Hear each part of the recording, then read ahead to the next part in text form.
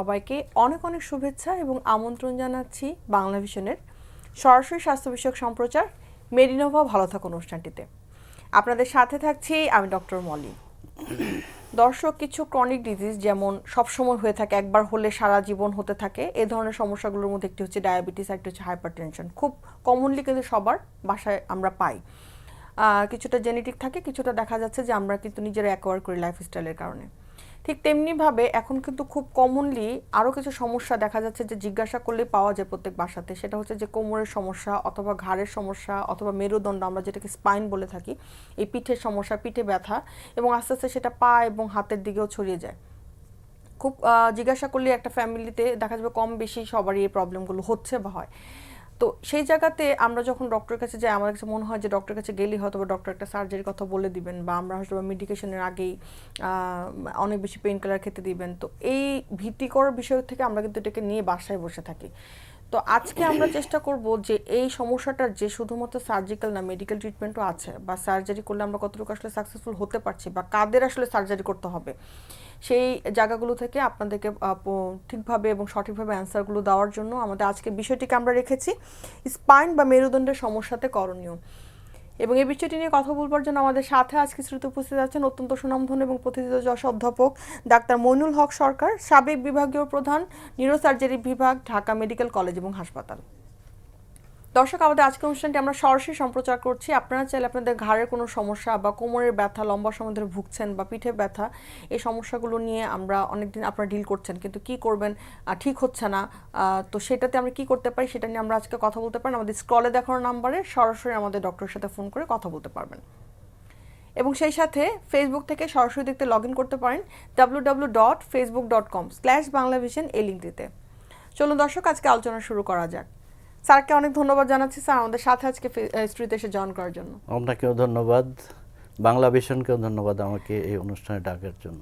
আমরা যে একটা ব্যাখ্যা দিলাম যে একটা দেখা যাচ্ছে ফ্যামিলিতে জিজ্ঞাসা করলেই বয়স্ক, বিশেষ করে যারা বিশেষ করে ওয়ার্কিং পার্সনও আছে, বাচ্চাদের না, কোমরের ব্যথা বা হাঁটুতে ব্যথা বা ঘাড়ে ব্যথা, তো এটার আসলে মূলত কারণগুলো কি, মানে অনেক বেশি মাত্রায় আমরা পাচ্ছি কেন এরকম? আসলে মেরুদণ্ডের ব্যথা সেটা কোমরে সবচেয়ে বেশি হয়, ঘাড়েও হয়, দ্বিতীয় জায়গায় হয় ঘাড়ে, পিঠে খুব কম হয়। সেটা মেরুদণ্ডের সাথে হয়তো সম্পর্কিত না, পিঠের ব্যথাটা সাধারণত। তো কাজেই কোমরের ব্যথা বা এই মেরুদণ্ডের ব্যথা ইউনিভার্সাল, সারা বিশ্বজুড়েই এটা আছে এবং সার্বজনীন, এটা বাচ্চার থেকে শুরু করে বয়স্ক পর্যন্ত হতে পারে। তবে যারা ওয়ার্কিং ক্লাস, মিডল এজেড, এতে সবচেয়ে বেশি হয়। আবার বাচ্চাদের কিংবা বুড়োদের জন্য, বয়স্কদের জন্য কিন্তু আরেকটা ভয়ের কারণ আছে। ছোট বয়সে যদি কারো ব্যথা হয় তাহলে বুঝতে হবে হয় তার কত জন্মগত ত্রুটির কারণে হচ্ছে, অথবা সিরিয়াস কোনো ইনফেকশনের কারণে হচ্ছে। আবার বয়স্কদের যদি তীব্র কোমর ব্যথা হয় বা পিঠে ব্যথা হয় বা ঘাড়ে ব্যথা হয়, তখন বুঝতে হবে যে এটা অন্য কিছু, যেমন কোনো ক্যান্সার জাতীয় বা ইনফেকশন জাতীয় কিছু হওয়ার সম্ভাবনা বেশি থাকে। কিন্তু যেটা মিডল এজেড গ্রুপ, মানে 20 থেকে 50-60 পর্যন্ত, যেগুলো সাধারণত ডিজেনারেটিভ ওয়ার্কিং পিপল, তাদের কাজের জন্য, কাজের আবার রকম ফের আছে, যেমন ফিজিক্যাল ওয়ার্ক যারা করে। আমাদের দেশের অনেক এক্সপেট্রিয়েট আছে যারা বিভিন্ন দেশে কাজ করে, অনেক সময় হেভি ওয়ার্ক করতে হয়, তাদের ভিতরেও কিন্তু প্রচুর রোগী ফিরে আসে, প্রচুর আসে। ওয়েট লিফট করার কারণে হয়, বা লাইফস্টাইলের অ্যাকচুয়ালি তাদের ওইরকম স্বাচ্ছন্দ্য থাকে না যে ইচ্ছামাফিক কাজ করবে। তারা কিছু কাজ আছে তারা করতে বাধ্য হয় না পারা সত্ত্বেও। তো কাজে এটা একটা ফ্যাক্টর। আমাদের দেশেও যে অনেকগুলা কারণে হয়, যেটা যেমন উপর হয়ে ধান কাটা, পাট কাটা, যেমন সামনে ঝুঁকে কাজ করতে, এটার কারণে কোমর ব্যথা হতে পারে। আর এটা ব্যথাগুলা বা সমস্যার কারণ তো একটা হলো জন্মগত ত্রুটির কারণে হতে পারে, আর একটা হলো কাজের জন্য হতে পারে, একটা আঘাতের থেকে হতে পারে, আমাদের ট্রমা, অ্যাক্সিডেন্ট, গাছের থেকে পড়ে যাওয়া, বোঝা মাথায় নিয়ে যাওয়ার কারণে ঘাড় কোমরে বোঝা পড়ে গেলে তাদের ফ্র্যাকচার হয়ে যেতে পারে। তারপরে টিউমার একটা হতে পারে, সেটা ঘাড় থেকে কোমরের যে কোনো জায়গায় টিউমার হতে পারে। ইনফেকশন, যেমন টিবির ইনফেকশন এখনও আমাদের দেশে স্পাইনে কমন। তো কাজেই বিভিন্ন কারণে এই কোমর ব্যথাগুলো হয়। তবে in general most of the people যারা সাফার করে, ইভেন বসে থাকা কাজ যারা, তাদেরও হতে পারে, সেডেন্টারি ওয়ার্ক যারা করে, তাদের ফিজিক্যাল অ্যাক্টিভিটিস কম থাকার কারণে মাসেল বিল্ড আপ হয় না, এসব কারণে হতে পারে। দেখা যায় এটা বিভিন্ন কারণেই হতে পারে, হতে পারে। একক কারণ না। এখন স্যার যদি কারো এরকম হয় যে তার কোমরের ব্যথা এবং অনেক দিন ধরে সে ব্যথায় ভুগছে, আসলে তাহলে কোন ডক্টরের কাছে অ্যাড্রেস করা উচিত? কারণ কি আমরা এই জায়গাটাতে সবসময় প্রশ্ন থাকে যে আমরা কি আসলে মেডিসিনের ডক্টরের কাছে যাব, নাকি অর্থোপেডিক্সের কাছে, অর্থোপেডিশিয়ানের কাছে যাব, নাকি আমরা ফিজিক্যাল মেডিসিনের কাছে যাব, না নিউরো ডক্টরের কাছে যাব? এই জায়গাটাতে যদি একটু স্যার বলেন যে আসলে কার কাছে গেলে আসলে আমার মনে হয় যে ইস্যুটা আমাদের ইমিডিয়েটলি আমরা মানে অ্যাকশনটা নিতে পারবে। আমার এটা মানে আমি যদি এই কোন ডাক্তারের কাছে যাইতে হবে সেটা আগেই বলতে গেলে প্রাথমিকভাবে যে দূর দূরান্তে থাকে সাধারণ মানুষ তো গ্রামে গঞ্জে বাস করে, তাদের কাছে কিন্তু রুরাল নিউরোসার্জন বা পপুলেশনের কথা স্পাইন যদি বলি, সার্জন বা অর্থোপেডিক সার্জন অ্যাভেলেবল না। কাজে তারা মূলত এমবিবিএস বা গ্র্যাজুয়েট ডাক্তারদের কাছে যাবে। সেখানে সিটির বাইরে যারা থাকে, তারপরে যারা শহর কেন্দ্রিক আছে তারা একজন স্পেশালিস্ট ডাক্তার দেখাতে পারে, সেটা মেডিসিন হোক অর্থোপেডিক্স হোক, সবাই বুঝতে পারে যে সমস্যাটা অ্যাকচুয়ালি কি। আর তাছাড়া আমাদের দেশে যেহেতু ডায়াগনস্টিক ফ্যাসিলিটি এখন অনেক বেশি, গ্রামে গঞ্জেও কিন্তু এমআরআই, সিটি, এক্সরে সবই আছে, কাজেই এখন রোগ ডায়াগনোসিস করা অনেক সহজ। কিন্তু ম্যানেজমেন্টের ব্যাপারটা হলো যে স্পেশালাইজড ম্যানেজমেন্ট দরকার হয় কিছু ক্ষেত্রে, মোস্ট অফ দ্য ক্ষেত্রে কিন্তু লাগে না। কোমর ব্যথা মানেই যে একটা ভয়াবহ অবস্থা তা না, যদিও শ্রমঘণ্টা সবচেয়ে বেশি নষ্ট হয় কিন্তু কোমরের ব্যথার কারণে সারা বিশ্ব জুড়ে, কারণ তারা কাজ করতে পারে না। কোমর যদি কন্টিনিউয়াস ক্রনিক পেইন থাকে তখন তারা কাজে তাদের লিমিটেশন থাকে, কাজ করতে পারে না। কাজে এটা একটা সিরিয়াস প্রবলেম। কিন্তু এই রোগীগুলো যে সবার কোনো অপারেশন করতে হবে বা সিরিয়াস কোনো প্রবলেম আছে তা না, তাদের লাইফস্টাইল মডিফিকেশন বা কিছু মেডিসিনের মাধ্যমে কিন্তু তাদেরকে সুস্থ করা যায় এবং কাজে ফিরে যেতে পারে। কিন্তু এর ভিতরেই 1-2% রোগী থাকে যেগুলার ফার্দার ইনভেস্টিগেশন এমআরআই করে দেখে রোগ ডায়াগনোসিস করে এক্সাক্ট ট্রিটমেন্টে যেতে হয়। সেই ক্ষেত্রে কখনো কখনো অপারেশনের প্রয়োজন হয়। স্যার এখানে যে আপনি একটা আমাদের বললেন ডায়াগনস্টিক টুলের কথা, সেটা হচ্ছে এমআরআই। তো অনেকে এমআরআইটা করতে ভয় পায়। তো আমরা এই জায়গা থেকে যদি একটু আসি যে যারা ভয় পায়, সেক্ষেত্রে আমরা শুধুমাত্র এক্সরে দিয়ে কি অনেক কিছু বোঝা যায় কিনা? যদি এক্সরে দিয়ে বোঝা না যায় সেখানে কি এমআরআইটা ম্যান্ডেটরি কিনা? এমআরআই অনেক সময় কন্ট্রাইন্ডিকেশন থাকে, কারো হয়তো আগের এসএস এর ইমপ্ল্যান্ট আছে, যেমন কোনো ফ্র্যাকচারের কারণে, সেখানে হয়তো করা যায় না। সেক্ষেত্রে আমরা অনেক সময় মাইলোগ্রাম করে দেখতে পারি, সিটি স্ক্যান করে দেখতে পারি। তবে এমআরআই এমন ভীতিকর কিছু না। কিছু রোগীর অ্যাকচুয়ালি মাইন্ডসেট থাকে যে আমি যদি ওই মেশিনের ভিতরে যাই আর হয়তো ফিরে আসবো না, যেহেতু টানেলের মতো। আর যারা একবার করছে তারা অনেককে প্যানিক করায়। আসলে এটা এরকম না। এখন এমআরআই কিন্তু অনেক সহজ। আগে 1 ঘন্টা লাগতো, এখন লাগে হয়তো 10 মিনিট। কাজে 10 মিনিট ধৈর্য ধরে থাকতে পারবে না এটা আমি বিশ্বাস করি না, একটু বোঝায় নিতে হয়। আর অনেক ক্ষেত্রে একটু হালকা সিডেশন দিয়ে অ্যানাস্থেসিওলজিস্টের উপস্থিতিতে এটা করা যায় ইজিলি। আর এমআরআই যত ইনফরমেশন পাওয়া যায় সেটা ফার্দার ট্রিটমেন্টের জন্য খুব ভাইটাল। কাজেই পারতপক্ষে এমআরআই করা উচিত যদি ইন্ডিকেশন থাকে। অনেক ধন্যবাদ স্যার। এমআরআই মানে একজন এক্সরে করলো, তাকে পরবর্তীতে সে এমআরআই করলো। এমআরআইটাতে কি আমরা মানে মোটামুটি একটা ওভারভিউ পেয়ে যাই কিনা, মানে অনেক কিছু ডায়াগনোসিস করা সম্ভব হয় কিনা এমআরআই এর মাধ্যম দিয়ে? এমআরআই এর মাধ্যমে রোগ সম্বন্ধে অবশ্যই বেটার ইনফরমেশন পাওয়া যায়, কিন্তু কোনো ইনভেস্টিগেশনই অ্যাবসলিউট না। যেমন এমআরআই এর সাপ্লিমেন্ট একটা হতে পারে, সম্পূরক হতে পারে, যেমন প্লেন এক্সরে। যেমন আমরা লিস্থিসিস বলি, এটা হার্ডি মুভ করে, এটা তো এমআরআই দেখা যাবে না। এমআরআই যদি আমরা সাসপেক্ট করি যে তার এরকম লিস্থিসিস আছে বা হার্ডির মেরুদণ্ডটা সরে যায়, আনস্টেবল, সেই ক্ষেত্রে কিন্তু প্লেন এক্সরে করলে বোঝা যাবে, সেটাই কনফার্মেটরি। কাজেই এক্সরেরও যেমন গুরুত্ব আছে, এমআরআই অবশ্যই এটা যেমন কিছুটা ব্যয়বহুল এবং এটা ম্যাক্সিমাম ইনফরমেশন দিবে, বাট নট অ্যাবসলিউট যে ওইটাই সাফিসিয়েন্ট এটাও না। অনেক সময় সিটি স্ক্যানও করতে হয় হার্ডির গ্রোথগুলো দেখতে, কারণ এমআরআইয়ে কিন্তু হার্ডিটা ভালো দেখা যায় না, সেক্ষেত্রে সিটি স্ক্যান অথবা এক্সরে প্রয়োজন হয়। একটা আরেকটার পরিপূরক, অ্যাকচুয়ালি অ্যাবসলিউট না যে একটা করলাম আর সব শেষ হয়ে গেল। প্রয়োজন হলে এক্সরেও করতে হয়, প্রয়োজন হলে সিটি স্ক্যানও করতে হয়। অনেক ধন্যবাদ। অনেক সময় স্যার দেখা যায় কি যে আমরা যখন ডক্টর কাছে যাই ইমিডিয়েটলি দেখা যায় যে অনেকে এটাকে নেগেটিভলি নেন, বা এই জিনিসটাকে তখন মেজারমেন্টে নিতে হয় কিনা যে আসলে পেইন কিলার দিচ্ছেন, তো এই পেইন কিলারটা আমরা কতদিন পর্যন্ত খাওয়ার পর ডক্টর কাছে আবার যাওয়া উচিত? কারণ তখন দেখা যায় পেইন কিলার খেয়ে ভালো আছে রোগী কিন্তু ওই মেডিকেশনটা বারবার নিতে থাকে, ডক্টরের প্রেসক্রিপশন ছাড়াও নিতে থাকে। তো এইখানে আসলে একটা যদি বলা যায় যে কোন কোন সিচুয়েশন আসলে পেইন কিলারটা কিন্তু আমরা লম্বা সময় খেতে পারবো না, বা একটা স্বাভাবিক মানুষ কতদিন আসলে খেতে পারবে পেইন কিলার বা ব্যথানাশক ওষুধটা? এটা অ্যাকচুয়ালি নির্দিষ্ট সময় পরে ফলো আপে যাওয়া উচিত। কিন্তু অনেক সময় আমাদের দেশের রোগীরা কিন্তু ফলো আপ থেকে হারিয়ে যায়, আসে না, দূরের কারণে, খরচের কারণে, এটা সঙ্গত কারণও আছে। কিন্তু আমাদের ডাক্তারদের ওইরকম কিছু মেডিসিন প্রেসক্রাইব করা ঠিক হবে না যেটা বারবার খেলে, দীর্ঘদিন খেলে তার বেশি সাইড এফেক্ট হবে। অনেক ব্যথানাশক ওষুধ আছে যেটা নিরাপদ, মাসের পর মাস খেতে পারে, সমস্যা নেই, হয়তো অতটা পোটেন্ট না, যেমন বোল্টালিনের মতো পোটেন্ট না, কিন্তু সহনশীল, সেগুলো দিলেই আমার মনে হয় বেটার। এটা আমার প্র্যাকটিস লাইফে আমি সেটাই করি। আর যদি দিতেই হয় বলে দেয় যে এটা এতদিনে বেশি খাবেন না, না হলে দেখা গেলো যে তার কিডনিতে প্রবলেম করে। আবার স্টেরয়েড কেউ কোনো ডাক্তার লেখে, সেটা লং টার্ম খেলে সেখানে বড় সাইড এফেক্ট হয়। কাজেই রোগীদেরকে এই ধরনের, বিশেষ করে যারা হারিয়ে যাওয়ার সম্ভাবনা থাকে, যারা গ্রামগঞ্জের থেকে আসে, তাদের ব্যাপারে ঔষধ প্রেসক্রাইব করতে একটু সাবধানতার সাথে করা উচিত। আর যেটা বলছিলাম যে শুধু মেডিসিনেই ভালো হয়ে যাবে তাও না, আবার সব রোগীর অপারেশন লাগবে তাও না। কাজেই একবার দেখালেও হয়তো আমি বলবো যে আপনার অপারেশন লাগবে, আবার 10 বার দেখালেও বলবো যে লাগবে না, ওয়েট। এটা নির্ভর করে এক্স্যাক্টলি তার কন্ডিশনের উপর। এই কন্ডিশন থেকে একটু আসি, কারণ আমরা দেখা যায় যে স্যার যখন অর্থোপেডিক্স, বিশেষত ফিজিক্যাল মেডিসিন কথাটা যখন থাকে, তখন আমরা ভাবি যে মেডিকেশনই দিবে, বা অর্থোপেডিক্সের কাছে গেলে বা নিউরো সার্জনের কাছে গেলে তাদের একটা ধারণাই থাকে আমি গেলেই মনে হয় আমাকে একটা সার্জারির কথা বলবে।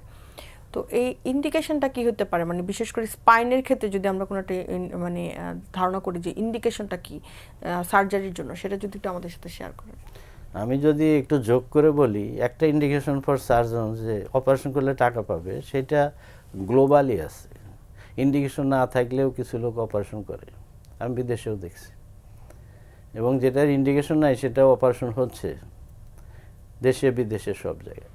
মানে গ্লোবাল ইস্যু এটা একটা, এটা গ্লোবাল ইস্যু।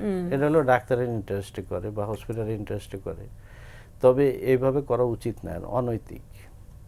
তবে ইন্ডিকেশন, নির্দিষ্ট ইন্ডিকেশন, যেমন স্পাইন সার্জারিতে একজনের কোমরটাই আমি বলি, কোমরটা যেহেতু খুব কমন, অ্যাবসোলিউট ইন্ডিকেশন একটা হলো যে ডিস্ক প্রলাপসের কারণে রোগীর পেশাব পায়খানা বন্ধ হয়ে গেছে, পা দুটা দুর্বল হয়ে গেছে, এটা হলো অ্যাবসোলিউট ইন্ডিকেশন, এটা করতেই হবে।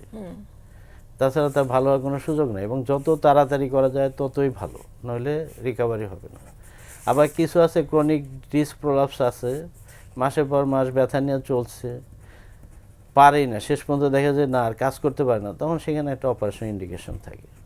আর একটা হলো যে তীব্র ব্যথা অনেকে নিয়ে আসে, উঠতে পারে না, দাঁড়াতে পারে না, তখন বলে যে স্যার আমাকে অপারেশন করে দেন, বা ডাক্তার সাহেব আমাকে অপারেশন করে দেন, অসহ্য যখন ব্যথা হয় তখন। আর একটা ইন্ডিকেশন হলো যে ডিস্ক প্রলাপসের কারণে নার্ভ ক্ষতিগ্রস্ত হয়েছে, যেমন নার্ভের অনুভূতি কমে গেছে, তার যেমন মাংসপেশি দুর্বল হয়ে যাচ্ছে, তখন অপারেশন করতে হবে। আবার ঘাড়ে হলে যেমন দেখা যায় যে হাঁটতে অসুবিধা হয়, হাতে তীব্র ব্যথা হতে পারে, সেই ক্ষেত্রে যে সবার অপারেশন লাগবে তা না, কিন্তু যখন মেরুর রজ্জু বা কর্ডে যখন চাপ পড়ে তখন 4 হাত পা দুর্বল হয়, এটা একটা অ্যাবসোলিউট ইন্ডিকেশন, ওটা অপারেশন করতে হবে।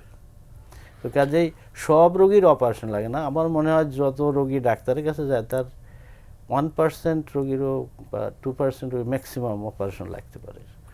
তাছাড়া ওই যে কথাটা বললেন ফিজিক্যাল মেডিসিন, ডেফিনেটলি ওইগুলো কনজারভেটিভ ট্রিটমেন্ট, অনেক রোগী ভালো হয়ে যায়। সময় একটা বড় ফ্যাক্টর। একটা ডিস্ক প্রলাপস আছে বা ব্যথা আছে, একটু ধৈর্য ধরলে, মাসেল রিল্যাক্সেন্স দিলে, একটু অ্যানালজেসি দিলে, মোস্ট অফ দ্য পেশেন্ট, আমি তো মনে হয় 95%ই ভালো হয়ে যায়।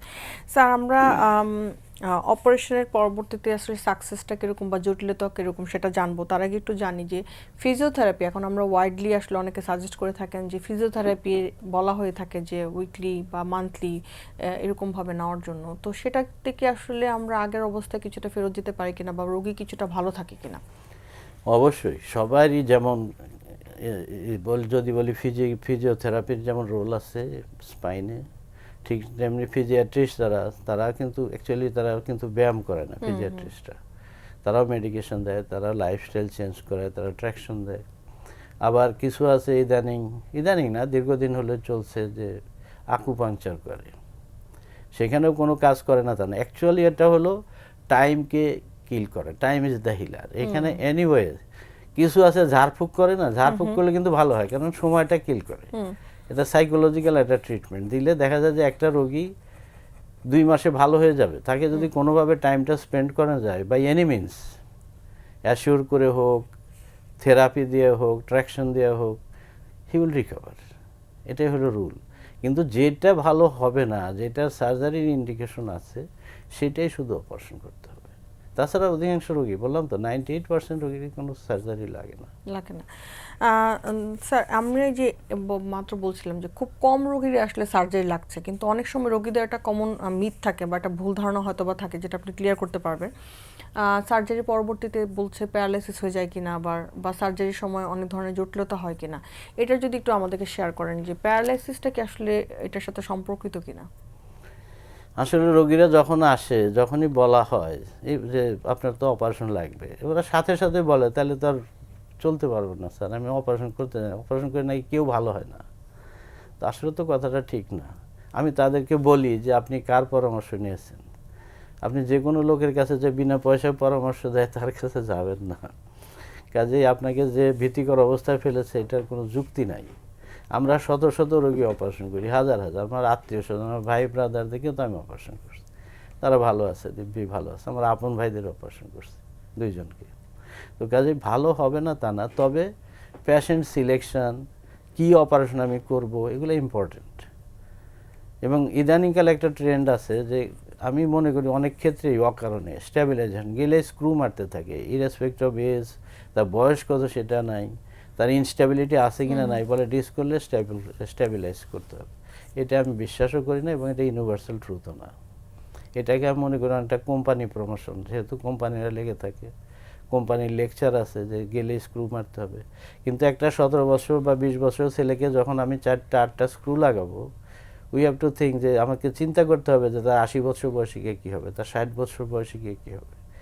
কিন্তু যেটার ইন্ডিকেশন আছে সেটাতে লাগাতেই হবে, দেয়ার ইজ নো এক্সকিউজ যে আমি এটা লাগাবো না। অনেক ধন্যবাদ স্যার। পরবর্তীতে স্যার যদি কোনো ধরনের জটিলতা হয় তখন কি আমরা আবার ফিজিওথেরাপি দিই, মানে অপারেশন পরবর্তীতেও কি আমরা ফিজিওথেরাপি সাজেস্ট করে থাকি এটা কিনা? 2টা ব্যাপার আছে অ্যাকচুয়ালি। অপারেশন আগে ওনার স্ট্যাটাসটা কি ছিল, দেখতে হবে। উনি আগে হাঁটতে পারতেন কিনা, কিংবা যেটা বললাম কর্ডাইকুইনা সিনড্রোম, পেশাব পায়খানা বন্ধ হয়ে যায়, 2টা পা দুর্বল হয়ে যায়, এটা যদি দীর্ঘদিন থাকে আলটিমেটলি এগুলো ভালো হয় না। আবার কিছু রোগী আসে দীর্ঘদিন চলার শক্তি নাই, কিচ্ছু নাই, হাত পা শুকায় গেছে। আবার প্যাথোলজিটাও এমন যে সার্জারি করলে ভালো হবে না। আমি এগুলো সাধারণত এক্সপ্লেন করে অপারেশন করি না, কারণ এগুলো রিকভার করবে না। যেটা রিকভার করবে না সেটা সার্জারি করার কোনো জাস্টিফিকেশন আমি মনে করি না। আর সব কিছুরই একটা ইয়ে আছে যে পেশেন্ট যদি সব কিছু মেনে নেওয়ার পরে বলে না আপনি ট্রাই করেন, আমরা পরে ফিজিওথেরাপি করবো, সেইখানে করা যেতে পারে। কমপ্লিকেশন হইতেই পারে। কমপ্লিকেশন আমি ঢাকাতে প্র্যাকটিস করি 93 থেকে, প্রায় 33 বছর। ওই সিঙ্গাপুরের রোগীও সরাসরি এসে আমাদের আন্ডার ভর্তি হয়, ইনফেকশন আছে, কমপ্লিকেশন হয়েছে। ইন্ডিয়া থেকেও প্রায়ই আসে। কাজেই এটা কমপ্লিকেশন বই পুস্তকে সার্বজনীন, সারা পৃথিবীতে হয়, হতে পারে, হবে না। যেমন প্লেনেও কিন্তু অ্যাক্সিডেন্ট হয়, তাই না? স্কিল হ্যান্ড সব কিছু, কম্পিউটারও চালায়, তারপরেও কিন্তু এখন অ্যাক্সিডেন্ট হয়। সার্জারিতেও তাই। সার্জারিতে অ্যাবসলিউট কেউ যদি বলে যে আমি ওয়ারেন্টি দেবো, গ্যারান্টি দেবো, কিচ্ছু হবে না, তার কাছে সার্জারি করা যাবে না।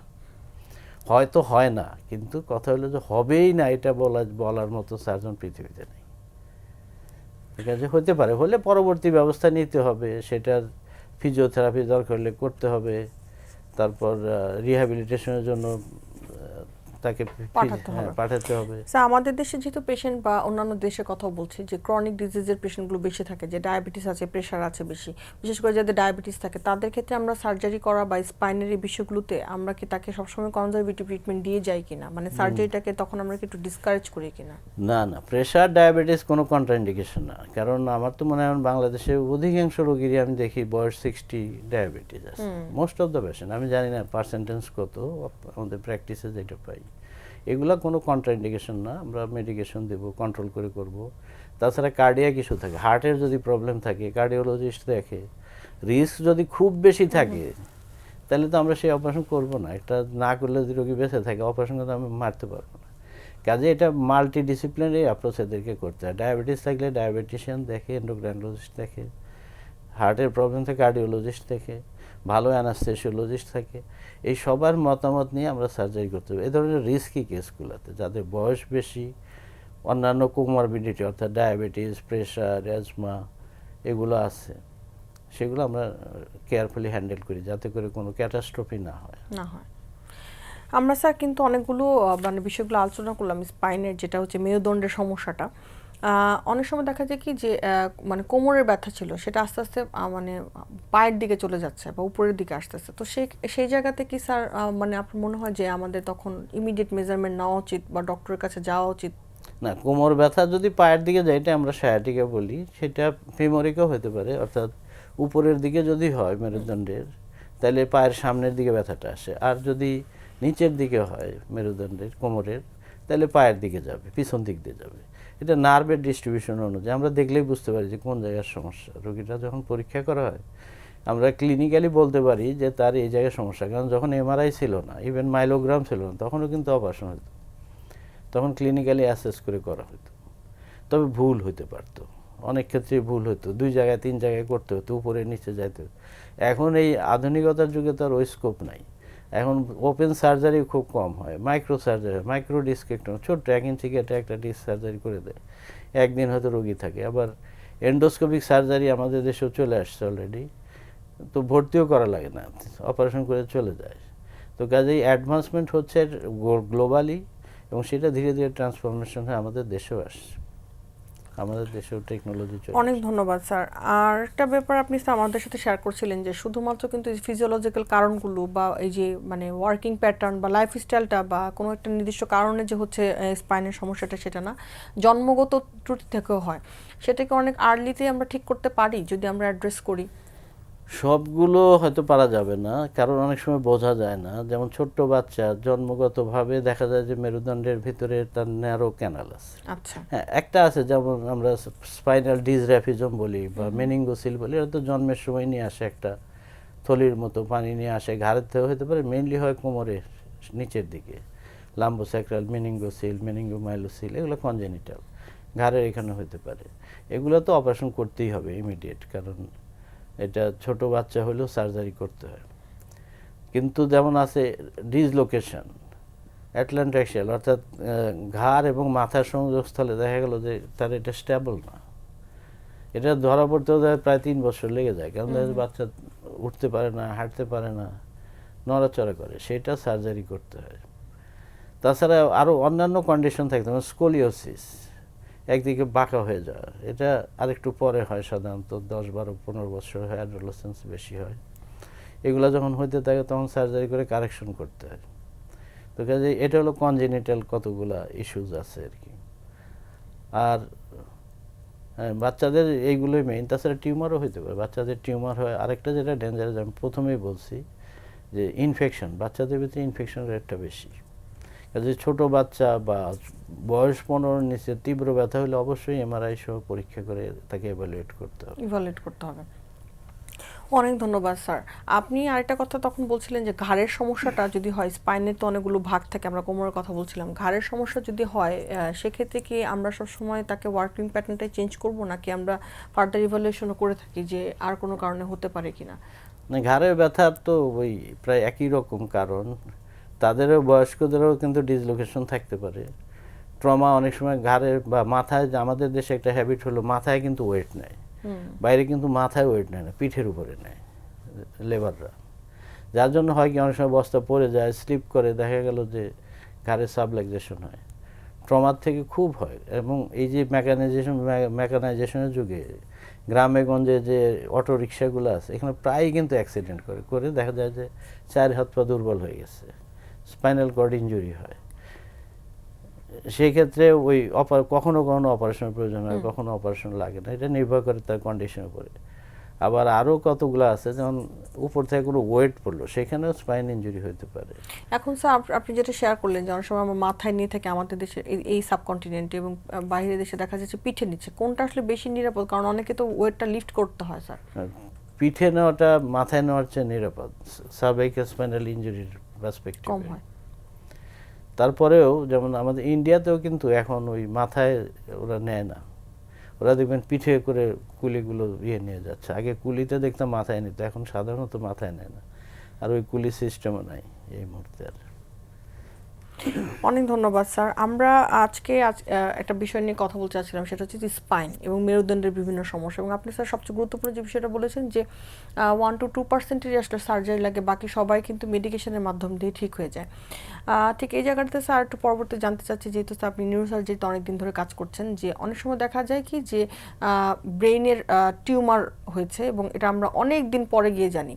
তো এই জায়গা থেকে যদি একটু বলেন যে স্যার কী ধরনের আর্লি সাইন সিমটম শো করলে একটা পেশেন্টকে আসলে ইমিডিয়েটলি ডক্টর কাছে নেওয়া উচিত বা মেজার করা উচিত যে তার এই ধরনের প্রবলেমও হতে পারে, কারণ আমরা সবার লাস্টে ভাবি যে আসলে তার টিউমার হয়েছে। না, এটা একটা ডিফারেন্ট এন্টিটি বা আলাদা জিনিস। যে ব্রেনের টিউমার যেটা, সেটা স্পাইনের সাথে খুব একটা সম্পর্কিত নাই। তবে এটা যেমন মাথা ব্যথা দিয়েই শুরু হয়, কিন্তু সব মানুষেরই তো মাথা ব্যথা হয়, সবাই তো আর ব্রেন টিউমারে ভোগে না। কাজেই মাথা ব্যথার কিছু প্যাটার্ন আছে যেটা দেখলে আমরা মনে করি যে তার থাকতে পারে। যেমন এই ব্যথাটা সাধারণত ভোরবেলা হয়, আর্লি ডেতে, তারপরে সকালে হয়তো বমি হয়, তারপরে দেখা গেল যে ধীরে ধীরে তার চোখে ঝাপসা হয়ে আসে, হাঁটতে তার অসুবিধা হয়, ব্যালেন্সের সমস্যা হয়।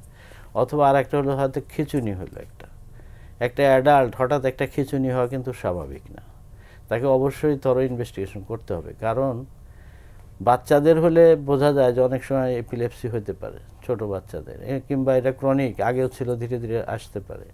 কিন্তু একটা লোক 30 বছর বয়স হঠাৎ একটা খিঁচুনি হলো, সেটা অবশ্যই সিরিয়াসলি ডিল করতে হবে, কারণ তাতে আন্ডারলাইং কোনো প্যাথোলজি থাকতে পারে।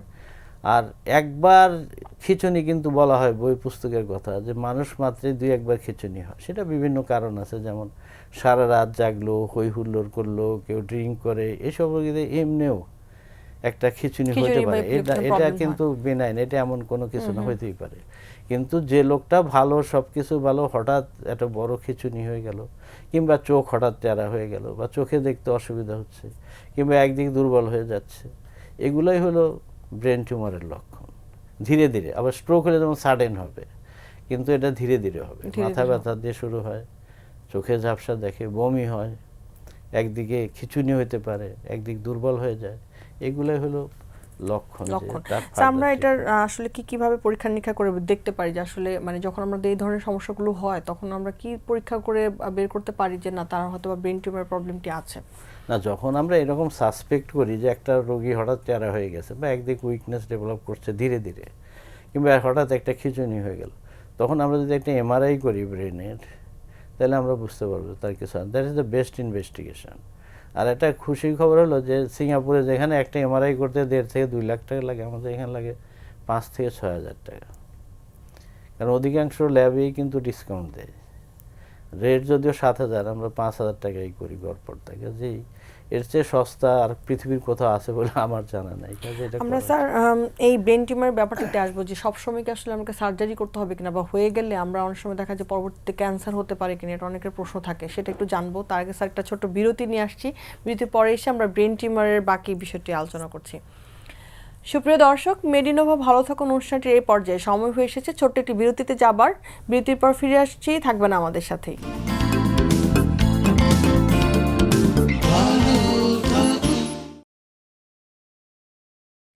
সুপ্রিয় দর্শক, বিরতি শেষে আবারও ফিরে এলাম মেডিনোভা ভালো থাকুন অনুষ্ঠানটিতে। আমাদের সাথে থাকার জন্য ধন্যবাদ।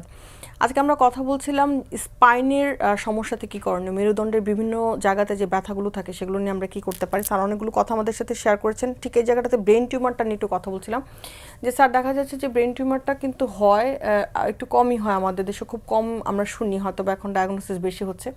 কিন্তু তাতে করে কি আমরা সবসময় মেডিকেশনটা দিতে পারি, নাকি সবসময় সার্জারি করতে হয় আমাদের, মানে মেডিকেশনে কি এটা ভালো হয় কিনা? প্রথমত ডায়াগনোসিস কিন্তু এখন কম না। আমাদের যতগুলো সরকারি বেসরকারি প্রতিষ্ঠান আছে, সেখানে উপচে পড়া ব্রেন টিউমারের রোগী আছে। Even neuroscience, Dhaka medical college বা বাংলাদেশ মেডিকেল ইউনিভার্সিটি সহ বিভিন্ন মেডিকেল কলেজগুলোতে সরকারিভাবে। এখানে কি স্যার জেনেটিক কোনো কারণ আছে কিনা, যে ফ্যামিলিতে যদি কারো থাকে তাহলে তার আগে থেকে সতর্ক হতে হবে, এই ধরনের কোনো কিছু আছে কিনা?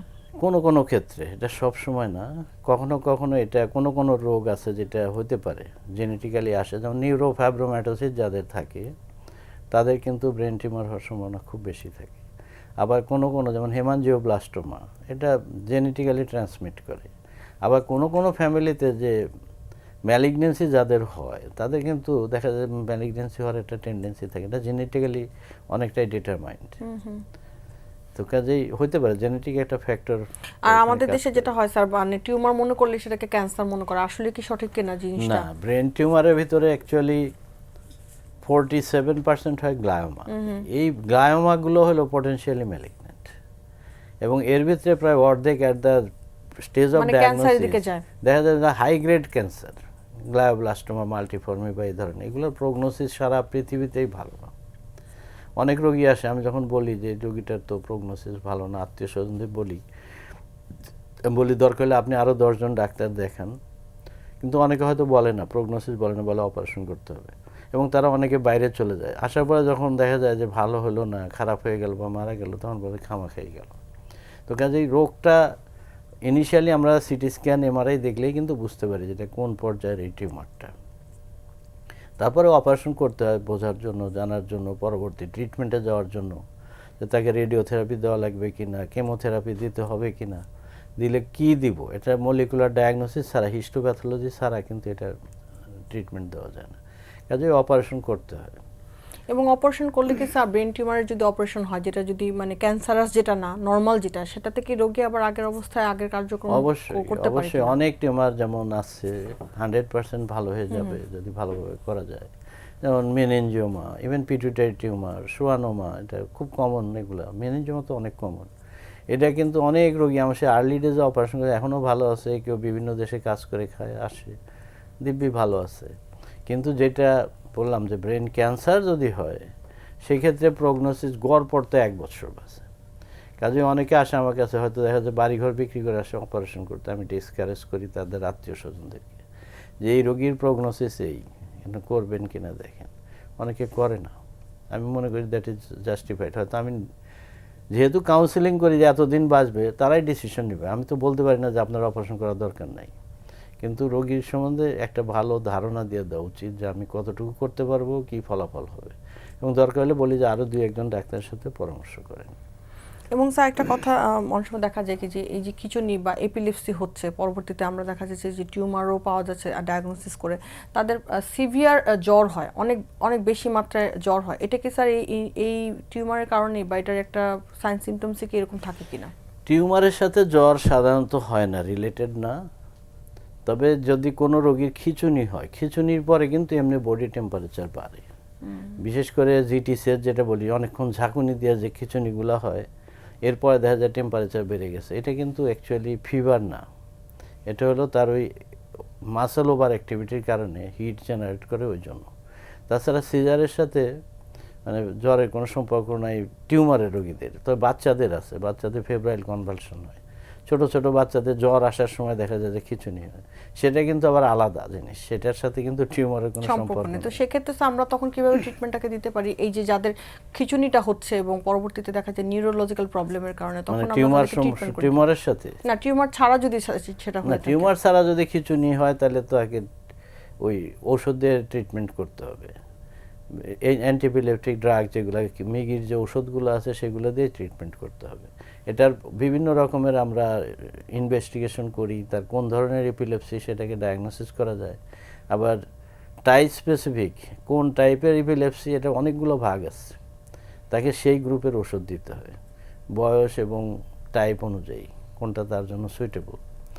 আর যদি টিউমারের সাথে হয়, টিউমারের সাথে যদি খিঁচুনি হয়, দেখা যায় যে সেটা টিউমার সার্জারির পরে অধিকাংশ ক্ষেত্রেই খিঁচুনিটা ভালো হয়ে যায়। আর এই নর্মাল এপিলেপসি যেটা স্যার টিউমারের সাথে সম্পর্কিত, এটাকে স্যার ফ্যামিলিতে রান করে কিনা, যে কারো মার থাকলে বা বাবার থাকলে তাদের সন্তানের হয় কিনা এই খিঁচুনির সমস্যাটা? এইটা যে ফেব্রাইল কনভার্সনটা বেশি হয়, কিন্তু তাছাড়া এমনি খিঁচুনি হবে প্রাইমারি এপিলেপসি যেটা আমরা বলি উইদাউট এরকম কিছু পাওয়া যায় না, এরকম কিছু এস্টাবলিশড কিছু আছে বলে আমার জানা নেই। আর এপিলেপসির ক্ষেত্রে কি স্যার পরবর্তীতে সবসময় আমরা মেডিকেশনই রাখি পেশেন্টকে, বা লম্বা সময় ধরে তাদেরকে ওষুধের মধ্যে রাখতে হয় কিনা? কারণ অনেক সময় দেখা যায় কি যে স্যার বারবার রিকারেন্ট হচ্ছে খিঁচুনিটা, কিন্তু পেশেন্ট দেখা যায় যে হিস্ট্রি নিয়ে দেখা যায় যে ওষুধ খাওয়া বন্ধ করে দিয়েছিল, তো এই ধরনের ব্যাপারগুলো কি ক্রনিক থাকে কিনা? না, এটা যদি মেডিকেশনে কন্ট্রোল থাকে ভালো, না থাকলে কিন্তু আরও ফার্দার ইনভেস্টিগেট করে কোথায় থেকে কোন ফোকাস থেকে এপিলেপসিটা শুরু হচ্ছে এটা আইডেন্টিফাই করে কিন্তু সার্জারিও করতে হয়। এখন আরও অনেক ধরনের সার্জারি আসছে। ফাংশনাল নিউরোসার্জারি একটা আলাদা ডিপার্টমেন্ট, যেমন পার্কিনসন্সের সার্জারি হয়, এপিলেপসির সার্জারি হয়। আর যদি সেকেন্ডারি হয়, দেখা যায় যে হয়তো তার টেম্পোরাল লোবে একটা কনজেনিটাল একটা অ্যানামালি আছে, সেক্ষেত্রে একটা অপারেশন করে বের করে দিলে ভালো হয়ে যাবে। কিংবা একটা টেম্পোরাল এপিলেপসি, অ্যামাগডালাতে ক্যালসিফিকেশন আছে, এটাও সার্জারি করে দিলে ভালো হয়ে যাবে। কিংবা একটা কর্টেক্সে অর্থাৎ ব্রেনের একটা পার্টে হাইপোপ্লাস্টিক হয়ে আছে, এমব্রায়োনাল ডিজিজ আছে, সেগুলো ফেলে দিলেও ভালো হয়ে যাবে। এরকম সব টিউমারই থাকতে এমন কথা না, ডায়াগনোসিসটা আসলে এখানে ডায়াগনোসিসটা ইম্পর্টেন্ট। আমরা যেহেতু স্যার আজকে একটা খুব গুরুত্বপূর্ণ বিষয় নিয়ে কথা বলছি যে মেরুদণ্ডের সমস্যা, এবং সেটা কিন্তু স্যার ঘাট থেকে শুরু করে আমাদের পুরো ব্যাকবোনটা যদি আমরা বলি স্পাইনের, সেটা কিন্তু একদম কোমর পর্যন্ত যাচ্ছে, এবং পরবর্তীতে ব্যথাগুলো কিন্তু এখানেই অরিজিনেটেড হয়। তো এটাকে ভালো রাখার জন্য স্যার, বা যাতে এই প্রবলেমটা না হয়, সেটার জন্য আমরা কি কি প্রিভেন্টিভ মেজারগুলো নিতে পারি?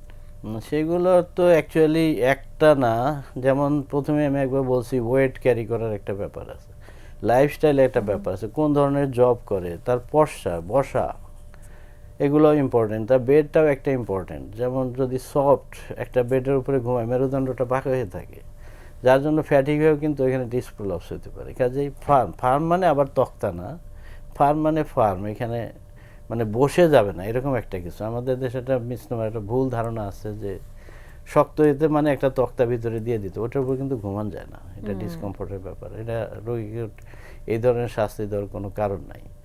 ফার মানে মেরুদণ্ডটা বাঁকা হয়ে বসে যাবে না, এরকমই একটা। এবং এখন অনেক মেডিকেটেড বেড পাওয়া যায়, যেটা মেডিকেল বেড বলে, দেখবেন মানে মেরুদণ্ডটা সোজা যাতে থাকে বা একটু স্টিফ থাকে, এর মানে উপরে যদি বাঁকা না হয় 1 ইঞ্চি 2 ইঞ্চি যদি ফোমও ব্যবহার করে কিছু হবে না, কিন্তু বড় 10 ইঞ্চি ফোম দিলে কিন্তু মেরুদণ্ডটা বাঁকা হয়ে যায়, এইগুলা সমস্যা হয়। ঘাড়েও তাই। যারা লম্বা সময় বসে কাজ করে তারাও কি স্যার পজিশনটা ঠিক করে বসে? এটা আরেকটা, যে দীর্ঘ সময় একই পশ্চারে বসে যদি থাকে, মাসল ফ্যাটিক হয়, সেখানে হতে পারে। কাজেই কিছুক্ষণ আধা ঘন্টা পর যদি সে 1 মিনিট দাঁড়ায়, তাহলে এই ফ্যাটিকটা চলে যায়। 2 মিনিট দাঁড়ায়, তাহলে ফ্যাটিকটা চলে যায়। ইভেন যারা অফিসে কাজ করে, একটা ফাইলের নাম করে বা কিছু করে যদি 2 কদম হাঁটে, তাহলে তার এই ব্যথাগুলো আননেসারি হওয়ার কোনো কারণ নেই। আরও ব্যাপার আছে, মেটাবলিক কারণ একটা আছে, এটাও খুব কমন। যেমন ইউরিক অ্যাসিড একটা জিনিস, ইউরিক অ্যাসিড মেইনলি জয়েন্টে প্রবলেম করে, গাউট করে, কিন্তু মাসল বডি একও করে প্রচণ্ড।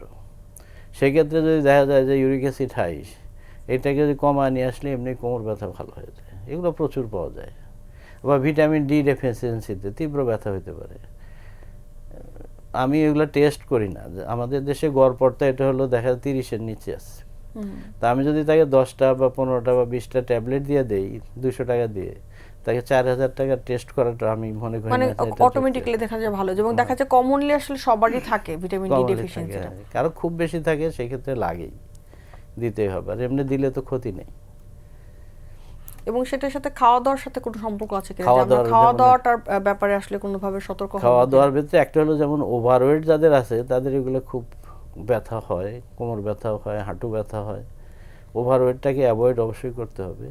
আর খাবারের ভিতরে যেমন বললাম ইউরিক অ্যাসিড যে সব জিনিসে ইউরিক অ্যাসিড বাড়ায়, এগুলো অ্যাভয়েড করতে হবে। যেমন লাল মাংস, সেটা গরু, মহিষ, খাসি, ভেড়া, কোনো কলিজা, হ্যাঁ, ডাল, যে কোনো ডাল, তারপরে পালং, পুঁই শাক, সব অনেক অনেক অনেক বড় লিস্ট আছে, কিন্তু কমন এগুলো যদি অ্যাভয়েড করে বা কম খায়, তাহলে দেখা যায় ইউরিক অ্যাসিড কম থাকে।